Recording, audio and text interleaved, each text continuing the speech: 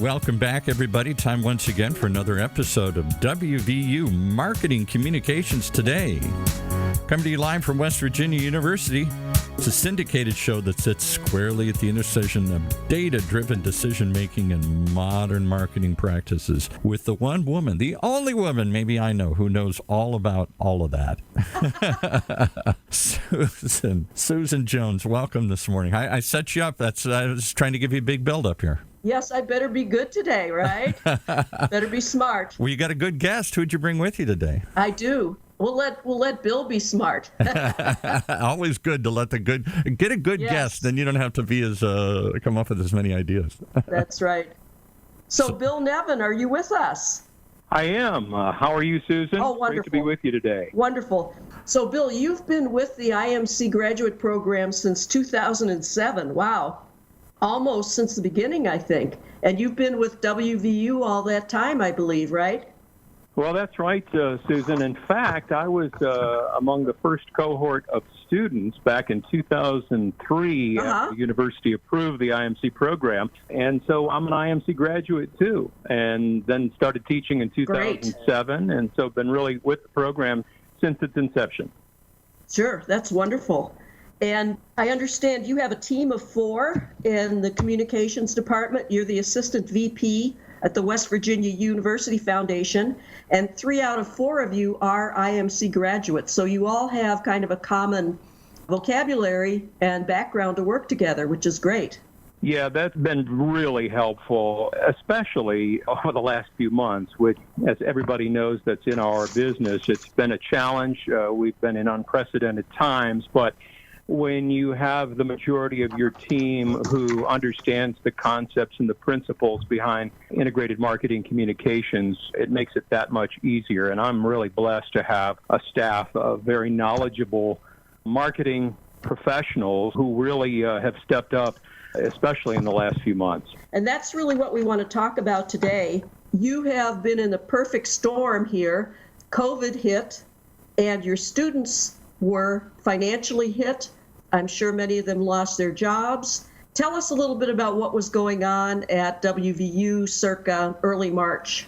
As you mentioned, we have about an enrollment of right around 30,000 plus students on our campus here in Morgantown, a few more thousand at some of our regional campuses. But we were getting word, of the spread of the pandemic, obviously, in early March. And we began kind of meeting on a regular basis, understanding that we may be working from home. And so, fortunately, the WVU Foundation for a couple of years had been working on a business continuity plan. And part of that would be for situations such as this, that we wouldn't be able to get into the office. And so I think we really had a leg up on the work from home type environment.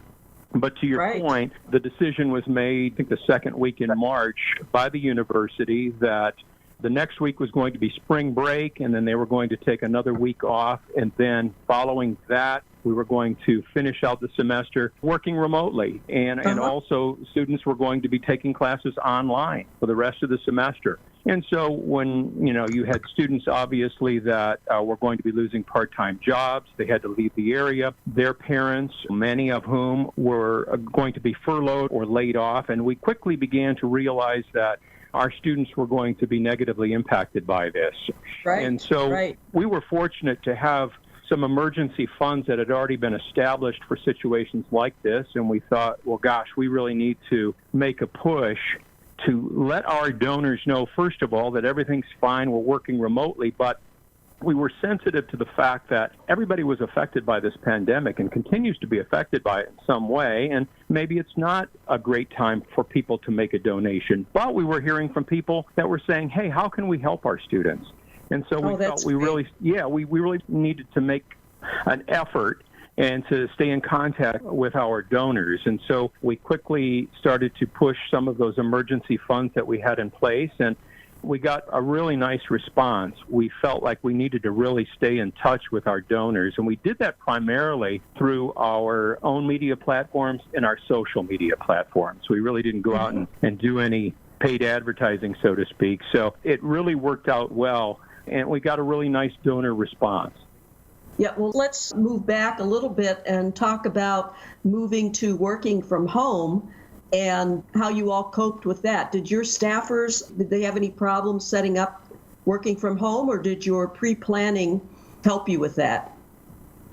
Well, I think the pre-planning really helped a significant amount. Many of the folks who work for the WVU Foundation are traveling and already kind of have remote setups, maybe not permanently, but many of them work from the road. For our staff, the marketing communication staff, we all kind of work in the office, but we were able to really adjust quickly, and most of us have laptops and that type of thing, and so it was not a real challenge for us to begin to work from home. I think maybe one of the challenges, our offices are very close by, and so it's not uncommon for us to just walk across the hallway and ask a question or brainstorm or run down the hallway to get a little spontaneous group meeting. Our staff is small, and so we weren't able to do that, but I still felt as the leader of the group that we needed to have at least weekly meetings, if not more than that, and so the challenge might have been just the spontaneous kind of things you do with a small staff when you're in an office that's kind of all together. But really, we didn't miss a beat. We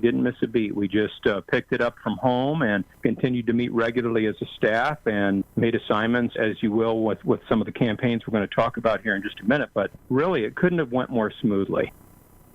That is so great. Now, did everybody have good Wi-Fi at home? I know, as you know, my day job is at Ferris State University, and some of our people live in a very rural area, but it sounds like your folks may have been close in there at Morgantown. Yeah, I can speak specifically for my team, and I have one of my employees lives up in Pennsylvania in a little bit more of a remote location, but she was good. She didn't have any problems with Wi-Fi, and I think most people, if they had some issues, they were able to get them resolved fairly quickly, right, either with our IT staff or with working with their internet provider. Right. So did you use Zoom or did you use some other program to meet with your staff? I think we've used a combination of a couple of different things. We had a contract, the foundation had a contract with WebEx, and so we already had that in place and had been doing some virtual meetings, if you will, on a limited basis even before this struck. So we had that software already built into place, and then that was a plus. And then also, too, depending on which meetings you were joining, if it was outside of the organization, it might have been a Zoom meeting. But that's essentially how we met, through WebEx and Zoom. Sounds like you were very good at planning ahead for this, which I think some organizations were caught flat-footed where you guys were ready to roll. But clearly you realized that the students were going to be impacted, as you mentioned before. Now, did your students were they all asked to go home, or did some stay on campus? I think there may have been some students who weren't living in the dorms that stayed in Morgantown, but I know many who even had apartments in Morgantown decide to go back home for one reason or another. So Morgantown quickly became studentless in mid-March for the most part, and the dorms were closed and so forth. So yes, and as you know, our enrollment, while about 50% is from West Virginia, the other 50% really is from up and down the East Coast primarily. So you had a lot of students that were heading back to various states across the East Coast. Mm-hmm. So how did you find out about student needs? I mean, in theory, you knew there would be student needs, but how did the foundation find that out so that they knew what steps to take? So we work really closely with the Office of Financial Aid, and we were getting information really right away, some of it anecdotally, and then the university went out and actually conducted a survey of students a couple weeks into the pandemic, and what we found was that there were a substantial number of students that were, first of all, going to need emergency assistance, maybe just to pay for a month's rent or 2 months' rent. Interestingly enough, there was a high percentage of students, when I say high, probably anywhere from 25 to 30% of these 2,000 students that completed the survey that indicated they were concerned about how they were going to buy groceries over the next month to 2 months. So there were a number of students who indicated that there was going to be some issues with how they were going to carry on, whether it be for housing or food or what have you. So that's where those emergency funds came in, and we knew right away that we were going to have to start trying to find ways to help. And of course, the CARES Act, the federal act that the government had passed, the university got a substantial amount of money from that, but only a portion of it was going to be able to be used for student assistance. And right. I believe there were over 8,000 of our students who had applied and received funding through the CARES Act. And so after that money was substantially divvied up, if you will, then some of the private money that was generated would be sent out to these students as well. One quick question before we go to our break. You mentioned being concerned about asking people for money when many of your funders and donors might have been affected as well, but it sounds like people came to you. Did anybody say, oh my gosh, you shouldn't be asking me for money? To be very honest with you, the number of folks that had that response was extremely minimal, very minimal. And I think part of the reason why was the way we kind of couched the message, if you will. We made it very clear in our messaging that we were concerned about our donors and their well-being, and made that first and foremost up front. And then we talked a little bit more in our messaging about how our students were being impacted, and that we had been contacted by donors who indicated they want to help. And if you are in that position to help, here is the way you can do it. So great. In the fundraising business, I would couch it as initially anyway, as a soft ask that was kind of buried maybe more down. And I think we got a good response because we weren't just like hitting people over the head with a request for money. We did it in a way that was compassionate. Bill, let me take a quick break here, and we'll come back, and I've got questions for you about, more specifically, the two campaigns that you did. So we'll be right back. Hold on.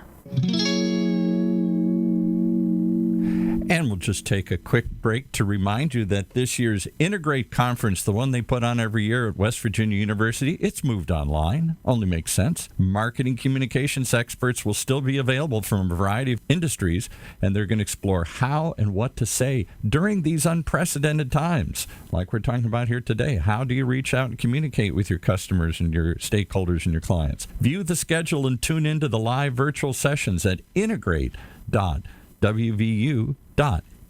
That's Integrate at West Virginia University. And after you do that, you may want to check out their new Digital Marketing Communications Master's Degree program. It's fully online as well and can be completed in 1 year. With built-in certifications from platforms like Google and Facebook, the program gives you both the strategy and the skills you need to reach audiences today through both existing and emerging media.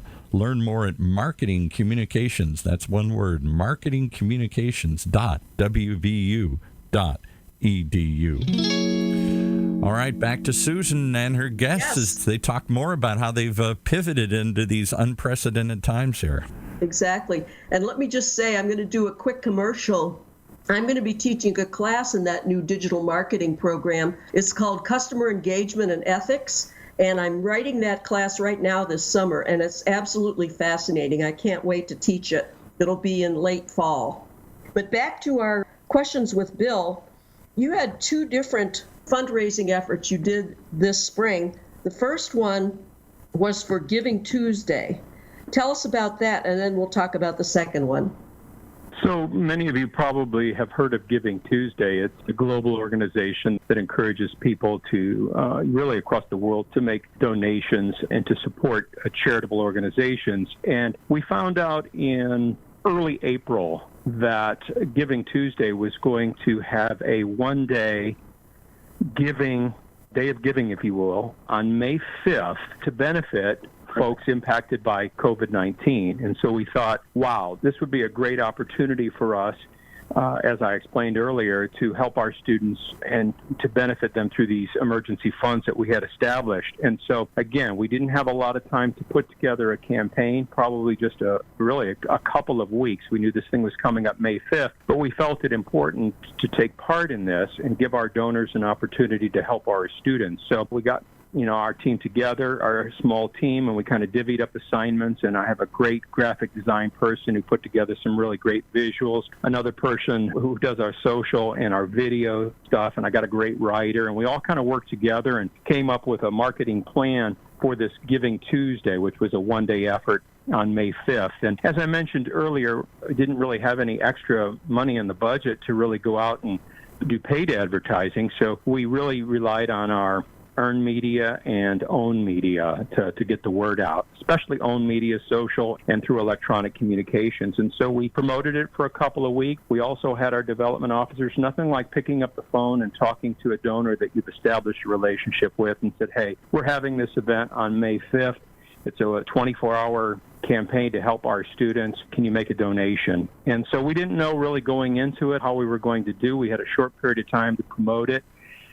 But as we found out in the past, whenever we have a need, Mountaineer Nation really steps up. And we had a significant number of people make a donation on that day. Again, it was all online for the most part. We raised over $500,000 in wow, that one is day. Just extraordinary. That's great. Now, we were very you didn't pleased. stop there. You rolled out another campaign the following week. So what was that all about? Well, as we were planning the May 5th event, we were getting more information from the university that students were saying, I don't know if I'm going to be able to come back in the fall, because, it became very apparent that we were going to also need money, private donations, to help with scholarship funding. And so, again, we're talking about a one-day campaign here, and everybody's thinking, well, what are we going to do after that? After we get through May 5th. And so we said, well, I think we really need to focus in and make scholarships a priority. And again, I pulled my team together, and we kind of came up with this theme of we are stronger together. And I think you can use that in a number of different ways. We are stronger together as a foundation and a university. We are stronger together, our donors and our students, everybody kind of coming together. And we put together a marketing and communications campaign that we launched the Monday after May 5th on the heels of our very successful Giving Tuesday Now campaign. And actually, we're right in the middle of that campaign still. We're really trying to let donors know who want to help our students that this pandemic isn't going away. It's going to have long-term effects on our students' ability. Fortunately, we've not seen a significant decrease in enrollment for the fall. It's been relatively steady, which is really a blessing. But anyway, there's going to be students that need scholarship funding, and if you have the wherewithal to help us, here's your opportunity. And so we've been pushing out messaging really since mid-May on that front. And one thing I do want to talk about, you mentioned challenges of working from home. A lot of times we would be in the storytelling business, obviously, and it would be easy just to go down on campus and talk to students that are benefiting from scholarships and tell their stories, or faculty that are benefiting from private donations and that type of thing. Well, we didn't have that, but we did have access to those students that had received some emergency support from us through the Office of Financial Aid. And so we just reached out to them remotely and said, hey, if you're willing, would you mind telling us your story? Would you mind just recording a short video and telling us how you were able to benefit from some of the scholarship dollars that have come in the emergency funding? And I tell you what, we got some very heart-wrenching stories that came in. Students were more than happy to help us with video, and then we just turned that around and shared that. And we continue to do that, share that content with our donors. It's to talk about making an impact and really kind of telling a story. That was something at first I thought, wow, this is going to be a challenge coming up with content, but our students really stepped up and helped us out in that regard. That's great. And I'm sure this became very real when the donors saw these real people explaining how they lost their jobs or their parents were furloughed, and how this put food on their table or helped them with the rent. And I'm sure the students were very thankful, too. Well, and absolutely. There's nothing better, I don't think, than finding someone who has a really compelling story about how they were helped, especially when it comes to fundraising. I can write all kinds of words, but when you actually have the person who benefited sharing their story about how this is going to help them, I think there's nothing more compelling than that. And being able to share it gets people thinking, wow, my dollars, my private donations are really going to help people. And so they're more apt to give, I think. So now, oftentimes when you give to a foundation, it's more for an endowment, but are these scholarship funds going to be put into action? Like if someone gives you money, it's going to go right into scholarships this fall, or will it be more of an endowment thing?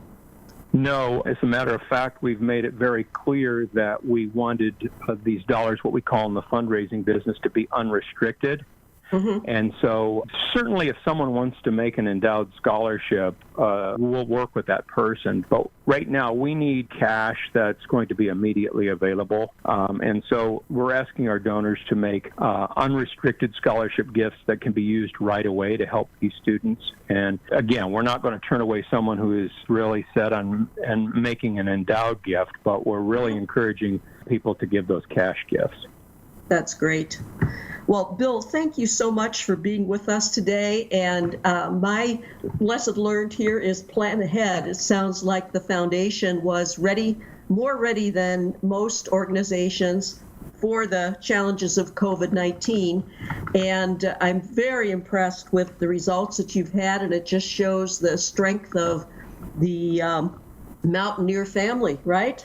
Well, as I mentioned, anytime there's ever been a need, I know a few years ago we had some major flooding in parts of our state.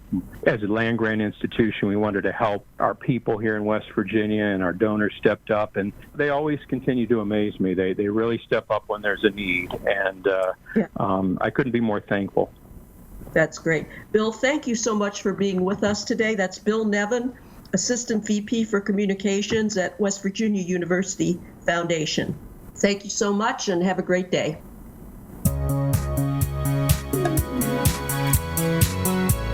You've been listening to another great example of WVU Marketing Communications Today, brought to you live from West Virginia University, a weekly program that explores unique MarComm strategies that will help you inform, persuade, and inspire your audiences. Right here on the Funnel Radio channel for at-work listeners like you.